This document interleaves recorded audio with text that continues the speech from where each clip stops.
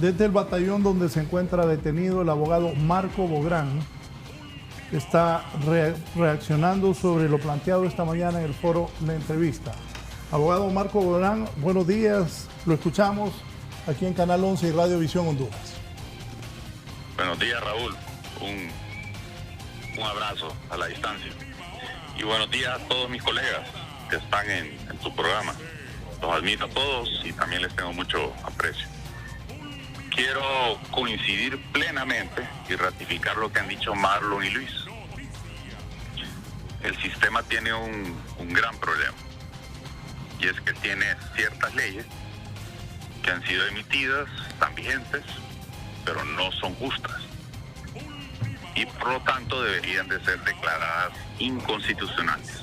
Hay dos, una a la que ya se refirió Marlon, que es la ley del reo sin condena.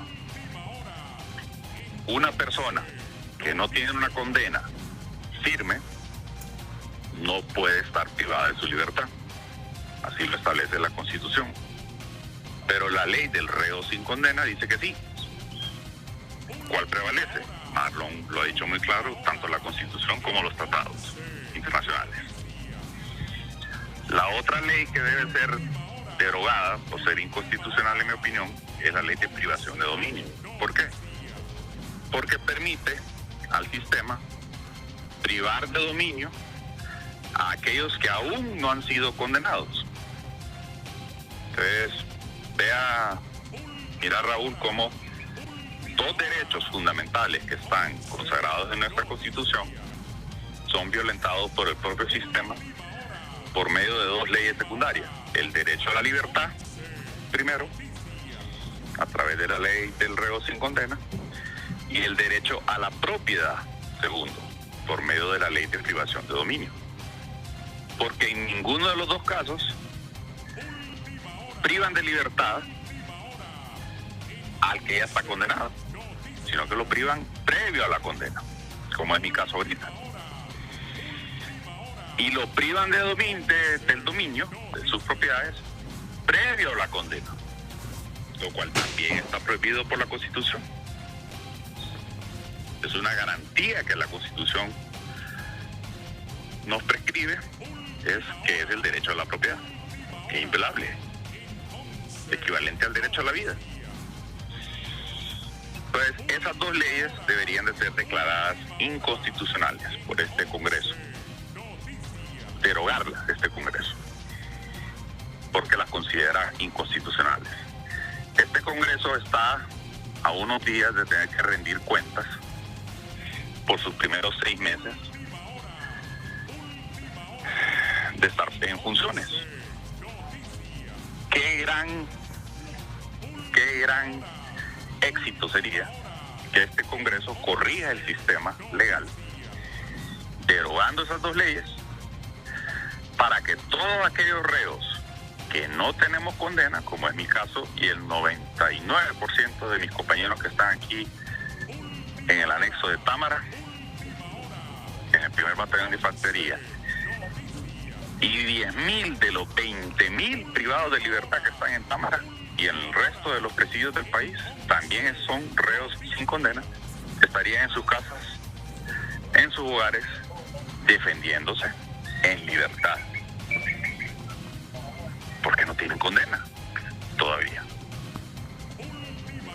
Los únicos dos presupuestos que podría utilizar el sistema judicial para privar a alguien de su libertad porque ha sido encausado están consagrados en la doctrina de la Corte Interamericana de Derechos Humanos, y son el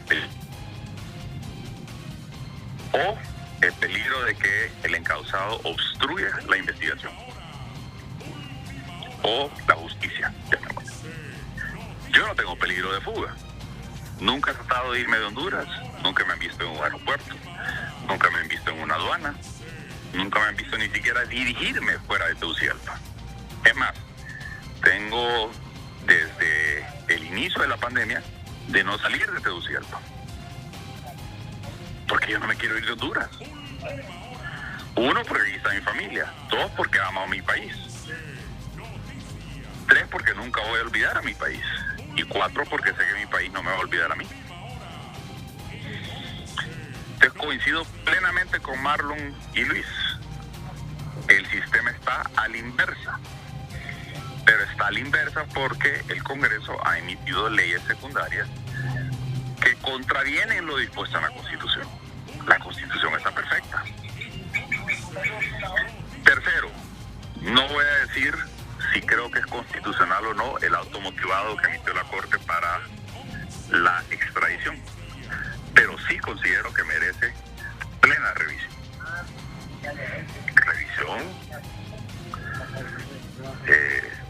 Escrupulosa. Yo no he tenido la oportunidad de revisarlo porque yo no estoy en un proceso de extradición, pero me atrevo a decir que también es inconstitucional. Por lo tanto, la Corte lo debería derogar. La Corte. Porque la Corte lo emitió. Y el tratado de extradición, los diferentes tratados de extradición que existen, ahí están vigentes, se mantienen. Solo se tienen que seguir al pie de la letra. Y como muy bien lo dijo Luis, siguiendo los tratados al pie de la letra, el juez natural tiene que aplicar un criterio. No es simplemente decir, como existe un tratado de extradición, entonces todo hondureño pedido en extradición se va automáticamente. No, entonces no vayamos al juez natural, ni le nombre juez natural. Móntenlo en un avión de una sola vez. El juez natural está ahí precisamente para ver si ese que ha sido solicitado en extradición cumple con los presupuestos que exige el tratado que lo abarca. Abogado, por cuestión de tiempo, en su caso, se habla de una condena de 10 años y muchos millones de multa. ¿Cuál es la situación suya? Ok, yo en este momento soy un reo sin condena. ¿Por qué? Porque el tribunal ya pronunció su condena, pero no me ha extendido el certificado de la sentencia. Yo no lo tengo en mis manos. No lo puedo leer. Si yo no tengo el certificado en mis manos, sigo siendo un reo sin condena. En el momento que me lo entreguen, el segundo siguiente, presento mi casación. Vuelvo a ser, por lo tanto, reo sin condena, porque al tener casación, regreso a mi condición de prisión preventiva en la que estoy ahora mismo. Entonces, como estoy sin condena y lo voy a estar aún cuando me entreguen la sentencia certificada, yo debería estar afuera con mi familia defendiéndome en libertad.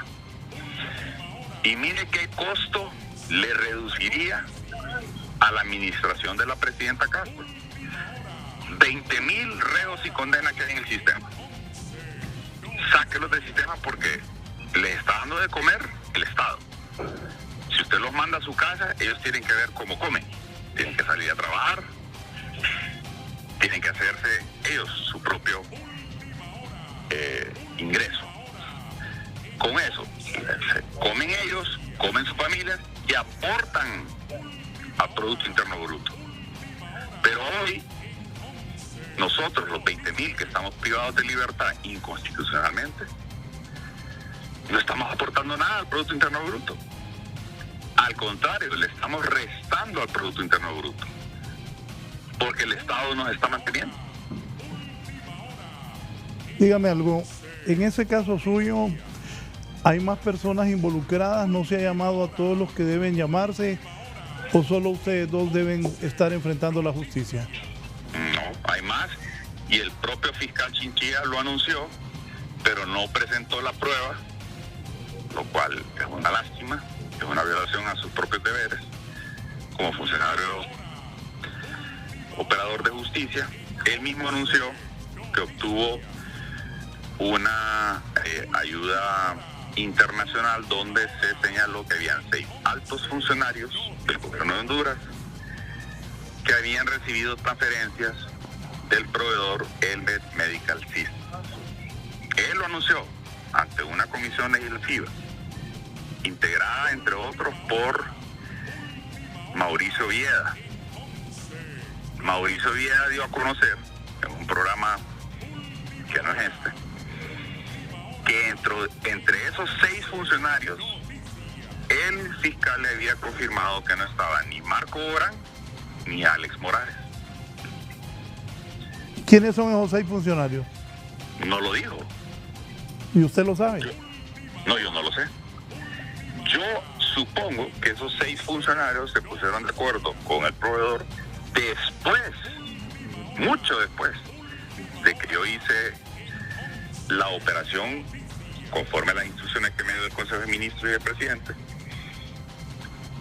Y lo hicieron para que los hospitales pudieran ser recibidos. Es decir, condicionaron al proveedor, le dijeron, si no nos haces la transferencia a nosotros 6, no te recibimos los hospitales.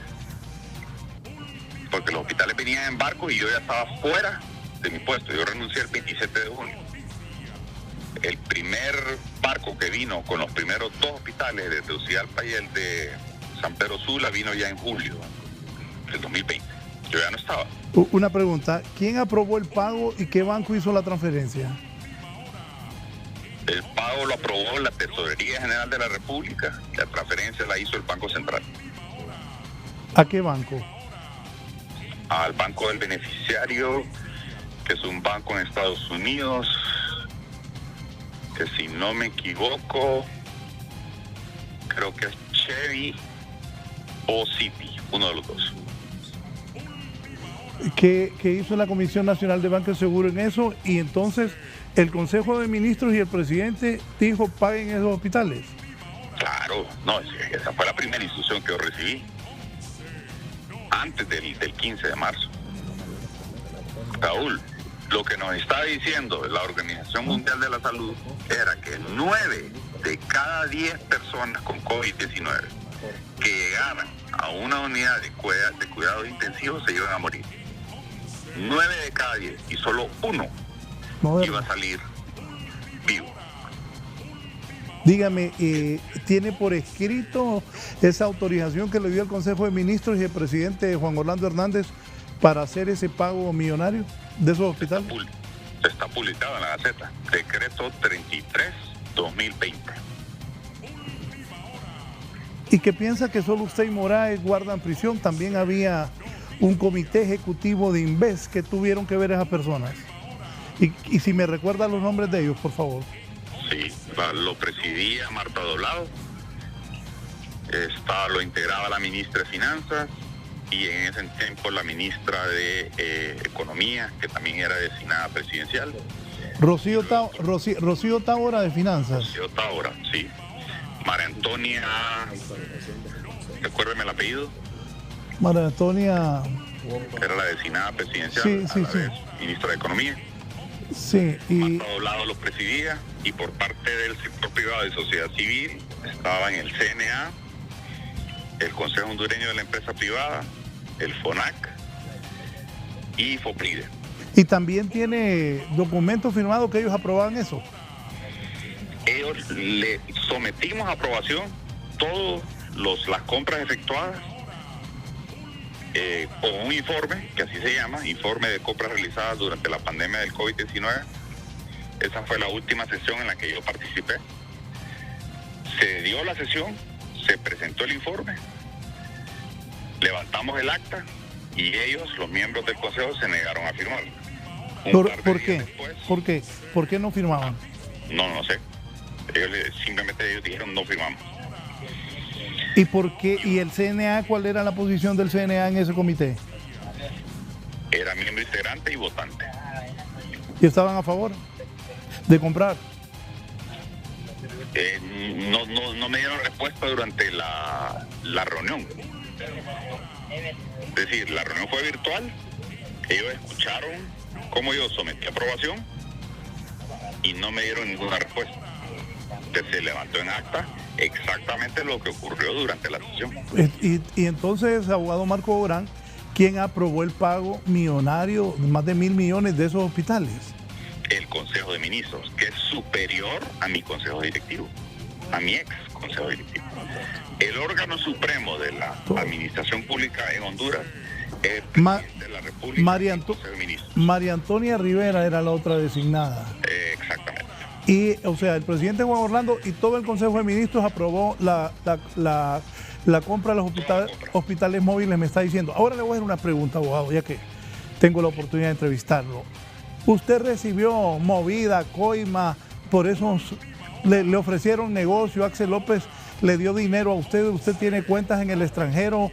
¿Usted recibió alguna, bueno, como decimos los hondureños, recibió movida, mordida por comprar los hospitales Moje, como dice el pueblo? Yo entiendo. Ninguna. Ni yo, ni nadie de toda mi oficina en Invest Honduras, que yo fundé, nadie recibió nada de mi oficina. Lo puedo garantizar. Éramos 150 empleados. Ninguno.